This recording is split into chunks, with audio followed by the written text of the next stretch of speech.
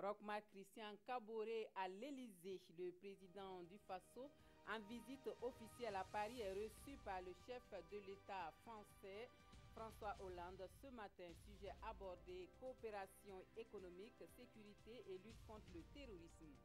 Également dans ce journal, le grand oral du chef du gouvernement burkinabé devant le Parlement.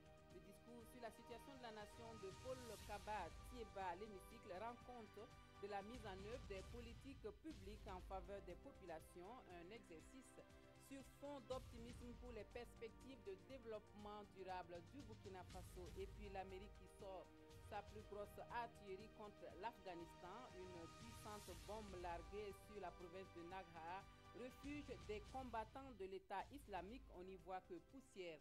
À plus de 30 km, impossible de connaître les dégâts occasionnés pour le moment. Bonjour à tous et merci de nous rejoindre pour les actualités de la mi-journée sur la télévision du Burkina, un journal qu'on commence avec un léger retard. Toutes nos sincères excuses. Cela dit, coopération économique, défense et sécurité, lutte contre le terrorisme, avec en perspective des formations des forces spéciales burkinabé par la France. Voilà, entre autres, les questions abordées ce vendredi au palais de l'Élysée entre le président Roch-Marc Christian Kaboré et son homologue français François Hollande. C'est le clou de la visite officielle qu'effectue le chef de l'État burkinabé depuis ce mercredi en France. De l'Élysée, le compte-rendu de nos envoyés spéciaux Mathias Drabo, Jérémy Sié Koulibaly. C'est la dernière visite officielle du président Roch Kaboré au palais de l'Élysée sous la présidence de François Hollande qui achève son mandat dans quelques jours. Une visite pour des adieux entre les deux hommes d'État, mais pas seulement. Parce qu'au nom de la continuité de l'État justement, des questions de coopération économique ont été abordées. Et c'est cette séance de travail qui a servi de cadre aux discussions. C'était l'occasion encore pour moi de saluer la participation de la France à la table ronde des partenaires de Burkina Faso qui s'est déroulée en décembre et leur engagement à soutenir le Burkina Faso dans la mise en œuvre du plan national de développement économique et social. De saluer également l'action de l'AFD qui participe au financement de la ville à travers l'État pour près de 52 milliards de francs CFA. Et également de saluer également le récent passage de la Caisse des dépôts et consignations française qui va apporter sa contribution technique à la mise en œuvre, je dirais, de la Caisse des dépôts et consignations du Burkina Faso. Les enjeux de la lutte contre l'islamisme radical et le terrorisme, ainsi que les défis sécuritaires dans la bande sahélo-saharienne ont également été abordés. La question sécuritaire est devenue une question essentielle pour le développement de nos différents pays. Il s'est agi pour nous de discuter justement sur, d'abord, informer de la mise en place au niveau du Dutaku Gourma des dispositifs que nous allons mettre en place pour pouvoir surveiller et contrôler nos frontières entre le Mali, le Niger et le Burkina Faso. Dispositif qui théoriquement doit être mis en œuvre à partir de la fin du mois de mai. Et également demander l'appui nécessaire, aussi bien au niveau de la France que de l'Europe de façon générale, pour appuyer donc ces forces-là et permettre en fait au G5, puisque c'est une vision du G5, de pouvoir être rapidement mise en œuvre. Alors, je dois dire que la question également de la réactivité des forces de Barkhane dans la zone également a été un sujet abordé, puisqu'il s'agit de voir également par quel mécanisme les forces Barkhane peuvent être actionnées en cas d'urgence sur nos frontières entre ces différents pays-là. Donc, nous avons en tout cas défini les voies qui restent à être affinées entre les ministres de la Défense des deux pays et les chefs d'état-major de manière à ce que nous puissions être opérationnels sur ces questions-là. Enfin, nous avons souhaité qu'il y ait effectivement un appui en termes de formation, en termes d'équipement pour des forces spéciales de Burkina Faso qui pourraient eux-mêmes s'occuper également sur le terrain d'apporter leur contribution à la lutte contre le terrorisme. Le président Roch Kaboré a aussi rappelé l'esprit de la rencontre. fondée sur des relations équilibrées entre la France et le Burkina, dans l'intérêt de chacun. Et ce sont ces mots. En quittant l'Élysée, Roch Kaboré a salué le mandat de François Hollande, en lui souhaitant le meilleur dans sa vie après la présidence. Et retour au Burkina Faso, où le club des hommes d'affaires franco-burkinabés parle rôle et responsabilité des hommes d'affaires dans la prévention et la lutte contre l'extrémisme violent. Les acteurs du privé veulent avoir leur mot à dire dans les solutions à préconiser contre le phénomène qui prend de l'ampleur. Et un dîner-débat a servi de cadre pour les échanges. Nongbakuda Zubaviel David Dabiri.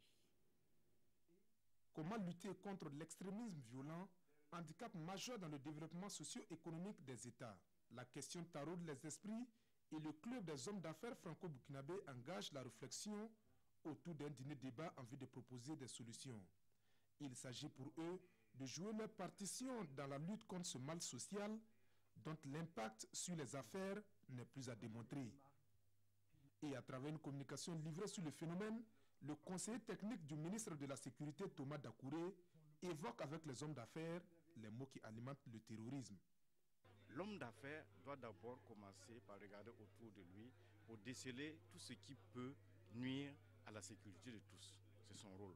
Et comme il est comme homme d'affaires, il est créateur de richesses, il peut, avec les richesses dont il dispose, essayer de faire en sorte que ce qui peut amener les gens, surtout la jeunesse, à être récupérés par le terrorisme, que ce fait-là ne se passe pas. Il faut investir dans les zones, il faut occuper durablement les gens et il faut faire en sorte que les gens ne trouvent pas en tout cas réponse de leurs préoccupations au niveau des terroristes. Et selon le conférencier, pour juguler le phénomène du terrorisme, les hommes d'affaires doivent s'impliquer davantage dans la résolution des maux qui minent la société. Le club des hommes d'affaires franco-burkinabés décide donc d'allier ses actions à celles déjà engagées par le ministère en charge de la sécurité pour mieux faire face au fléau. Et puis l'actualité au Burkina Faso, c'est le Premier ministre Paul Kabatieba devant le Parlement pour son discours sur la situation de la nation. Le chef du gouvernement rend compte à l'hémicycle de la mise en œuvre des politiques publiques en faveur des populations et cela dans le cadre du contrôle de l'action gouvernementale par l'Assemblée nationale. Et dès l'entame de son propos ce matin, le Premier ministre affiche un optimisme pour le développement durable au Burkina Faso. Nous reviendrons sur ces moments donc dans nos prochaines éditions. Autre point de l'actualité, la participation des femmes dans la gestion des conflits et la consolidation de la paix au Burkina Faso et au Niger. On en parle au forum interpays sur l'inclusion des femmes dans la construction de la paix. Le cadre organisé par le réseau pour la promotion des approches participatives en partenariat avec l'ONG CAR permet un partage d'expérience sur la question. Paul David Bambara Maïmouna Dao et Mounira Kiri. Promouvoir la participation des femmes à la gestion des conflits et à la consolidation de la paix au Burkina et au Niger, c'est l'un des objectifs de ce forum qui réunit plus de 80 participants des deux pays. Ces femmes leaders et hommes champions vont pendant 48 heures partager leurs expériences après 2 ans de mise en œuvre du projet Initiative Paix et Diversité au Sahel. En novembre passé, ceux du Niger ont organisé un forum. Les participants du Burkina ont pris part également. Donc c'est le tour du Burkina aussi à partager ses expériences, ses résultats avec l'ensemble des femmes championnes et les hommes champions. Pour l'ONG CAR Niger et le réseau Marc Burkina, c'est l'occasion de faire un plaidoyer pour la mise en œuvre effective des résolutions 1325 et 1820 des Nations Unies sur les femmes, la paix et la sécurité. Au Niger ou comme au Burkina, on dispose d'un plan d'action national pour la mise en œuvre de la résolution 1325.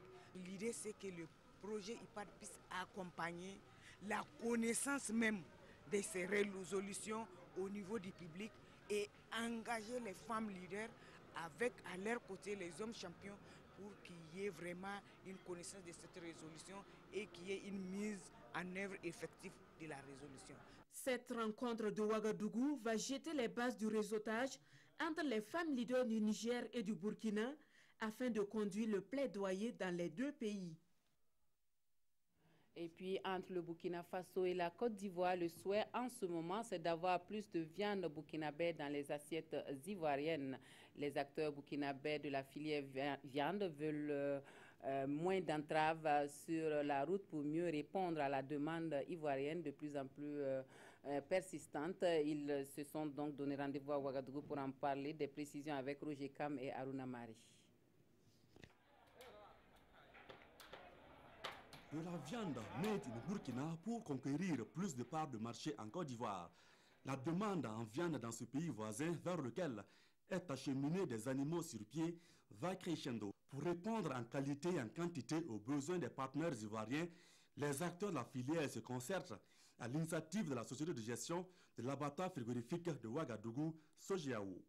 Il s'agit aujourd'hui de mettre les acteurs autour de la table pour s'organiser en termes d'acteurs de filière, sous forme de chaîne de valeur, pour leur permettre de saisir cette opportunité, pour relancer en tout cas cette filière qui est en tout cas une filière porteuse et prioritaire dans le cadre même du cadrage macroéconomique du Burkina Faso. Ravitailler la Côte d'Ivoire en viande est une fenêtre d'opportunité au dire des acteurs, à condition de resserrer les rangs et de disposer de produits compétitifs. Pour mieux exporter vers la Côte d'Ivoire, on va nous organiser en groupe et faire de telle sorte qu'il y ait même un entrepôt au niveau de la Côte d'Ivoire pour qu'une fois que la viande est arrivée là-bas, pour que ça ne souffre pas. Ceux qui ont envie de faire et qui n'avaient pas les moyens, je pense qu'ils peuvent ouvrir des portes d'accès pour qu'on puisse pouvoir accéder à une certaine somme pour pouvoir faire le travail. Cette rencontre fait suite à la visite de partenaires ivoiriens dans la capitale burkinabé. Des partenaires qui estiment leurs besoins à environ 30 tonnes de viande par semaine. De cette concertation naîtra donc une stratégie commune pour un partenariat fructueux. Et puis, l'annuaire statistique 2015 de l'action sociale révèle que sur plus de 4000 cas sociaux portés devant les structures de l'action sociale, seulement 5000 ont été résolus, soit une moyenne d'environ 1 cas sur 5. Une situation qui interpelle le département en charge de l'action sociale à redoubler d'efforts pour la mobilisation des ressources pour une action sociale pour tous. Le document est disponible. Nous suivons SL Judith Assogba qui l'a feuilleté pour nous. Les responsables des structures centrales et déconcentrées du ministère de la Femme, de la Solidarité nationale et de la Famille, ainsi que les partenaires, assistent ici au lancement officiel de l'annuaire statistique 2015 de l'action sociale. C'est un document de 118 pages structuré autour de 6 axes, à savoir les données socio-démographiques, les ressources humaines et financières, les prestations des structures, les données de tendance, les activités de masse et les prestations des autres intervenants. Par cette publication, le ministère en charge de l'action sociale met à la disposition du public les résultats de ses actions au cours de l'année 2015 en matière de protection et de promotion de l'enfant et de l'adolescent, de la famille ainsi qu'en matière de solidarité nationale. Nous avons au total, après la compilation des données, enregistré 44 392 cas sociaux qui ont été portés devant les portes des services de l'action sociale. Voilà. Et parmi ces 44 000 et quelques, nous avons 8 588 cas qui ont pu trouver une solution, soit un taux de résolution de 28,6%.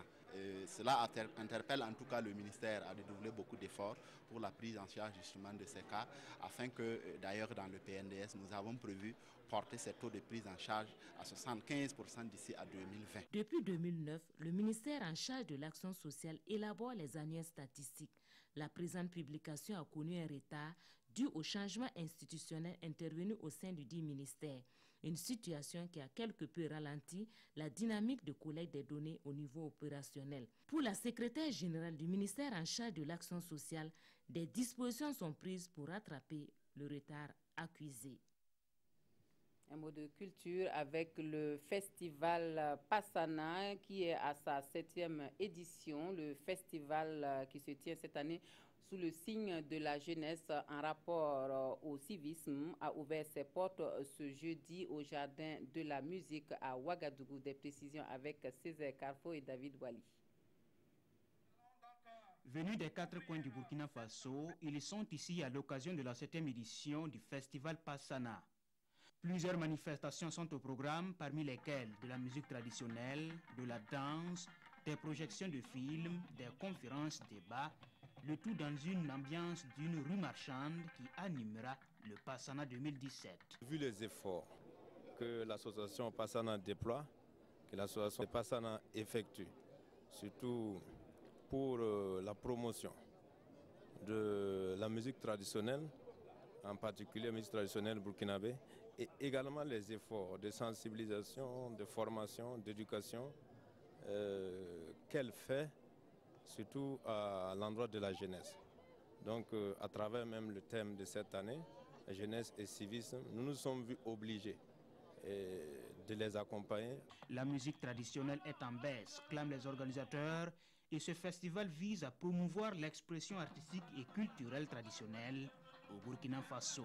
Le festival Fazana, c'est un festival de musique traditionnelle qui œuvre pour la promotion et la valorisation des musiques traditionnelles en Afrique avec la forte participation de la jeunesse. Nous avons vu que la musique traditionnelle est en baisse de pression, donc il était important pour nous d'essayer de réveiller cette musique, de réveiller tout ce qu'on fait comme musique traditionnelle dans le but de ramener la jeunesse à consommer nos musiques.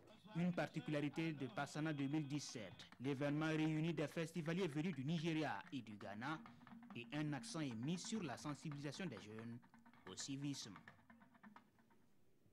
Actualité hors de chez nous, une semaine après la mort d'un soldat américain en Afghanistan, l'Amérique montre ses muscles et une puissante bombe de 10 tonnes est larguée sur la province de Naga, refuge des combattants de l'État islamique.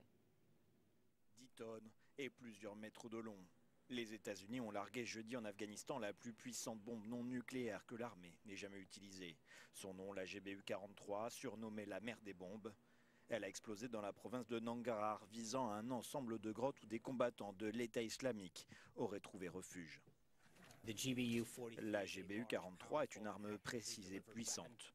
On peut viser un réseau de tunnels et de grottes que les djihadistes utilisent pour se déplacer librement et qui rendent possible des attaques contre des conseillers militaires et les forces afghanes. L'armée américaine a décidé de montrer les muscles une semaine après la mort d'un soldat dans la région. Nous avons les meilleurs militaires au monde et ils ont fait un super travail comme d'habitude. Nous leur avons donné les autorisations et ils le font et franchement, ils le réussissent assez bien. Impossible de connaître pour l'instant les dégâts occasionnés par la bombe. Une chose est certaine, lors de son dernier essai en 2003, la GBU-43 avait provoqué un panache de poussière visible à plus de 32 km. Et le président syrien Bachar al-Assad lui accuse Washington d'être à l'origine de l'attaque chimique qui a fait plusieurs dizaines de morts en début avril en Syrie. Plus d'une semaine après l'attaque chimique en Syrie qui a tué au moins 87 personnes, le président syrien est sorti de son silence après les représailles américaines. Dans un entretien accordé à l'AFP, Bachar al-Assad nie toute responsabilité de son régime dans le massacre de Khan Sheikhoun. Il accuse Washington d'avoir fabriqué des preuves. Notre impression est que l'Occident, principalement les États-Unis, est complice des terroristes et qu'il a monté toute cette histoire pour servir de prétexte à cette attaque. Nous ne savons même pas si les enfants morts ont été tués à Khan Sheikhoun. Quand ont-ils été tués et où ? Qui a perpétré ces attaques, si c'était une attaque? Quel type de matériel était-ce? Vous n'avez aucune information, rien, aucune enquête. Pour justifier ces représailles, Washington affirme au contraire avoir la preuve qu'il s'agissait bien d'une attaque syrienne. Les Américains ont diffusé mardi à la presse des informations issues de rapports classifiés, ce que dément Bachar al-Assad. Nous n'avons donné aucun ordre d'attaquer et nous n'avons aucune arme chimique. Nous avons renoncé à tout notre arsenal il y a plusieurs années. Et même si nous possédions de telles armes, nous ne les aurions jamais utilisées et nous ne les avons jamais utilisées dans notre histoire. Deux rapports internationaux ont pourtant accusé le régime de Bachar al-Assad d'avoir été à l'origine de plusieurs attaques chimiques par le passé. Des experts de l'Organisation internationale contre les armes chimiques ont par ailleurs déclaré jeudi que des traces de gaz sarin avaient été détectées sur les lieux du dernier massacre. Voilà, et puis la visite de la coalition pour la démocratie et la réconciliation nationale à Blaise Compaoré à Abidjan défraie la chronique ce vendredi. La revue de presse des quotidiens est signée Abdoul Rasmane Zongo. C'est une histoire pour le moins renversant, voire rocambolesque, et qui fait penser à un scénario de roman policier ou de film hollywoodien, et pourtant les faits sont réels. L'ambulance en général, synonyme de sécurité, est en insécurité ici. Jugez-en vous-même. En provenance de Bitou et en direction de Tinkodougou, une ambulance évacuant une femme ayant accouché d'un prématuré, raconte les éditions Le Pays, a été inimaginablement la cible d'une attaque. Les soigneurs d'un temps révolu, les 3 braqueurs, munis d'armes à feu, de gourdins et de machettes, diagnostiquent les passagers, plutôt depuis le maïticien d'État, le chauffeur et le mari de la femme, pour s'emparer d'argent, de téléphones portables et de tablettes. Autre chou gras, c'est cette annonce, je cite, « Rien ne peut se construire avec une nation divisée ». L'affirmation est de Blaise Compaoré dans les colonnes du journal L'Observateur. Une annonce qui fait suite à sa rencontre à Abidjan avec la CODER. En témoigne cette photo.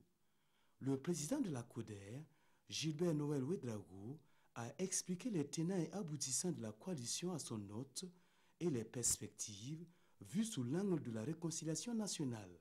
Cependant, l'initiative de la CODER jette un mouvement citoyen dénommé Yanama dans un doute troublant. Daouda Ouattara, président du dit mouvement, est sceptique, je cite. « Il y a des raisons de douter de la bonne foi de la CODER, et mieux, le sourire entre Blaise Compaoré et la CODER cache bien un plan B. » Voilà, on s'arrête ici pour les informations de la mi-journée. Merci de nous avoir suivis. Un excellent après-midi à tous et à toutes.